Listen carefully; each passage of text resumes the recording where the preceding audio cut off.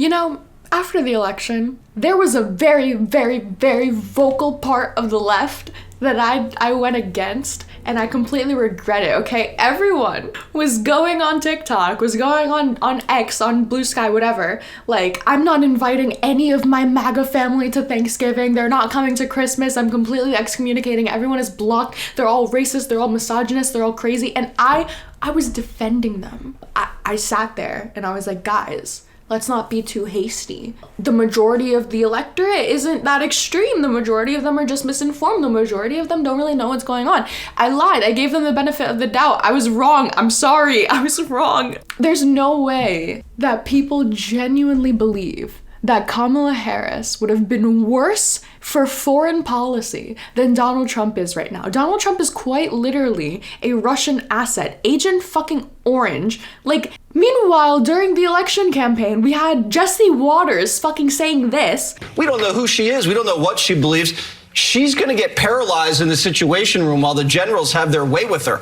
Right now... Jesse Waters. Jesse, I don't like that. Figuratively, not in a sexual way. And the right ate that shit up. They thought that was the funniest thing, the funniest, most accurate. Like, yeah, Kamala wouldn't know what the fuck to do in the Situation Room. She wouldn't know what to do if she got that call in the middle of the night to press the button. She can't even form thoughts, coconut tree. Like, what were they even saying? I have no clue. I asked ChatGPT, hey chat, if a sitting US president were a Russian asset after the invasion of Russia into Ukraine war, right?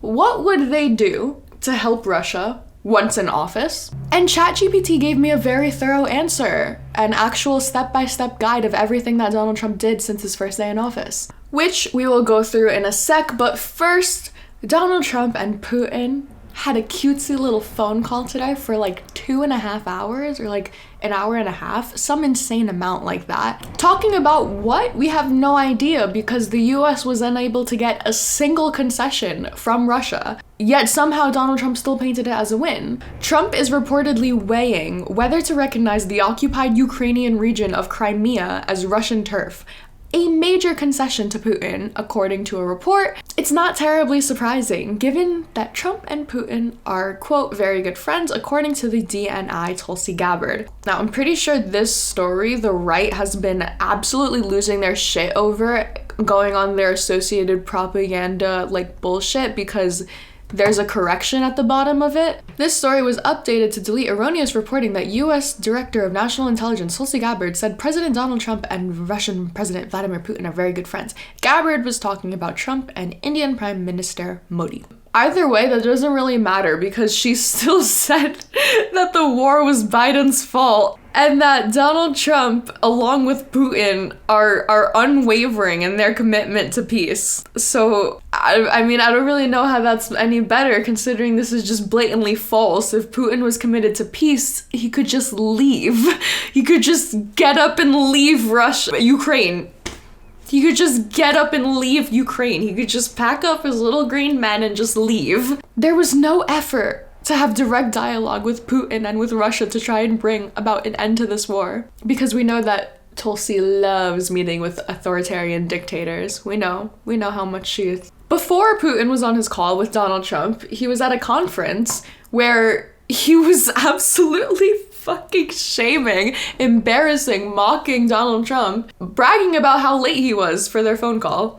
По заявлениям Пескова, ваш разговор должен до 18 часов состояться с Дональдом Трампом. I don't speak Russian. I'm intimidated still. But you could hear him saying Trump, and you could hear everyone laughing, and it doesn't take a genius to put two and two together that the same Russian dictator that blasted Donald Trump's wife's nudes all over their Russian news networks, that calls Tulsi Gabbard, our DNI, Russia's sweetheart. Is it that shocking that he's laughing about the fact that he's OD late to call Donald Trump? And of course, Donald Trump didn't even care. He was so offended. How dare Zelensky show up in casual clothing during a wartime? How dare a wartime president show up not in a suit? But no, Putin is allowed to just laugh at him, stand him up, make him late, and he doesn't care. Ukraine is under a huge drone and missile attack, and tonight the capital here in Kyiv has had air raid alerts non-stop, and this is happening hours after Trump's peace talks and ceasefire talks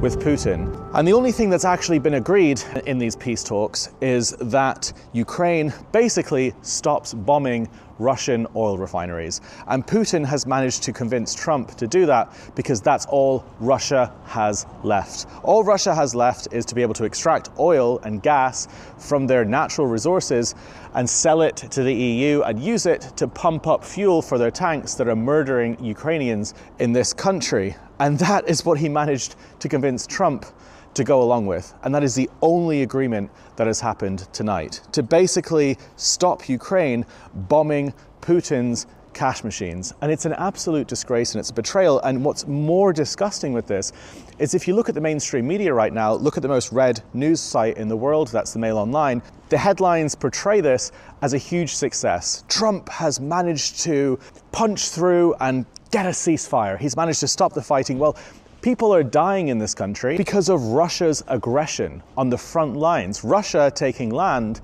that isn't theirs. And Russia can continue to do that. And all that's going to happen tonight is that Ukraine are going to be pushed not to have the only strategy that's properly working right now, which is to hit Russia where it hurts, in the wallet and in their oil refineries. And that's why you should be so skeptical about what news you read tonight, because this isn't a ceasefire, it's a joke.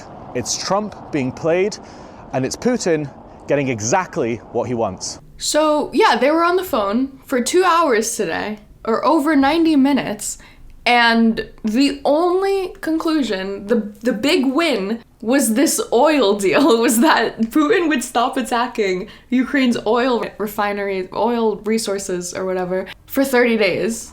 That's it. That's all they got. My friend actually texted me earlier today, wait, I'm so confused. Why is Trump negotiating with Putin over ceasefire? I thought he was pulling all aid and didn't care. To which I corrected her. They were on the phone for 2 hours and all we got was Russia stops attacking energy targets, but Ukraine loses their largest nuclear reactor. And it ends with negotiations will begin in the Middle East. Like, my friend, who, by the way, is super, left, super progressive, super not Republican at all. The fact that she heard that it was a ceasefire. This talking point is gonna be repeated over and over. Trump got a ceasefire, Trump got a ceasefire, Trump got a ceasefire. No, he didn't. He got no ceasefire. He got a money deal.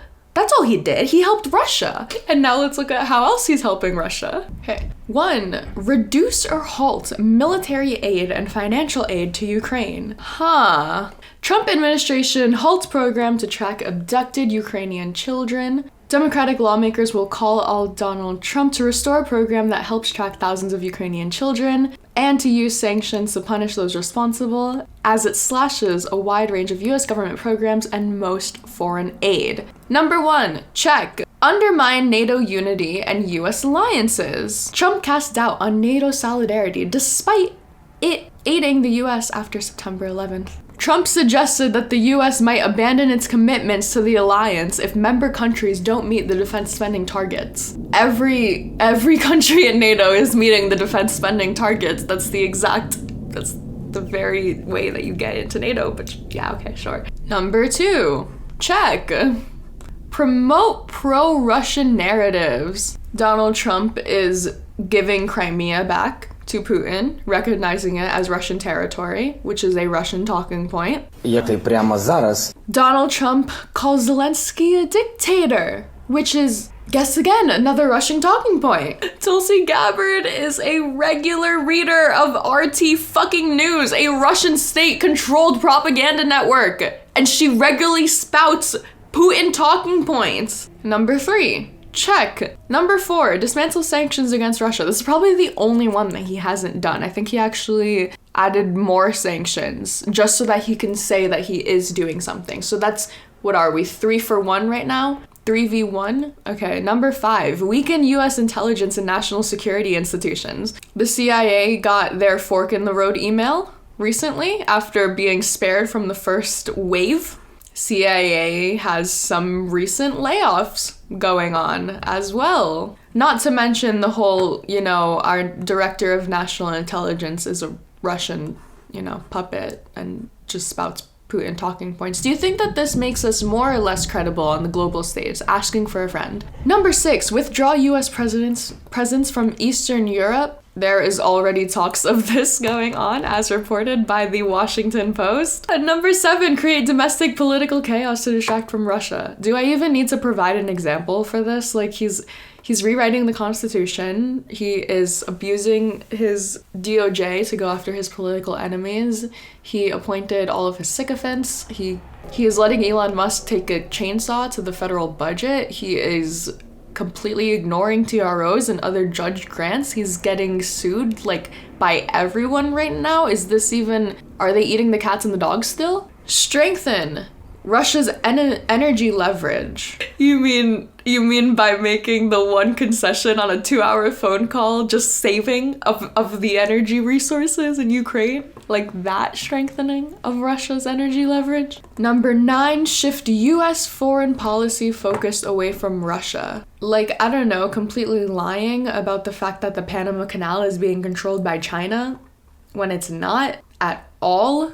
And I think BlackRock just bought like 3 major ports or something like that. The US spending in Panama as compared to China. Like, are you fucking kidding me? Shifting US policy away. Like, I don't know, attacking all of our allies. Where Canada hates Trump is a Twitter account that exists. Canada, Mexico, Greenland, the EU, like how many of our allies have we threatened? Complete shift of US foreign policy away from Russia. And we want to make Gaza a hotel casino vacation spot. So finally, number 10, delay or undermine Ukraine's NATO or EU aspirations. We have Donald Trump straight up saying that it's not practical for Ukraine to join NATO. Because why? Because Russia. That's it. Just because Russia's gonna do what Russia's gonna do. And even just separate from Russia, Donald Trump's going after of our allies in itself is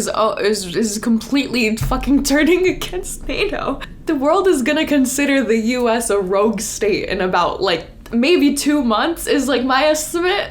Maybe longer. I don't know. I'll be optimistic. To finish it off, if a sitting US president were a Russian asset, their actions wouldn't necessarily be overtly pro-Russian.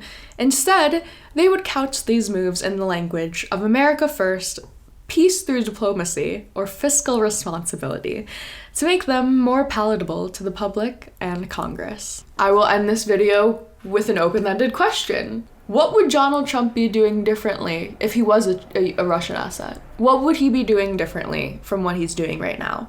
Is there literally anything other than just what he's doing right now at a bigger magnitude? Let me know your thoughts in the comments down below. Thank you guys for watching. Have a great night.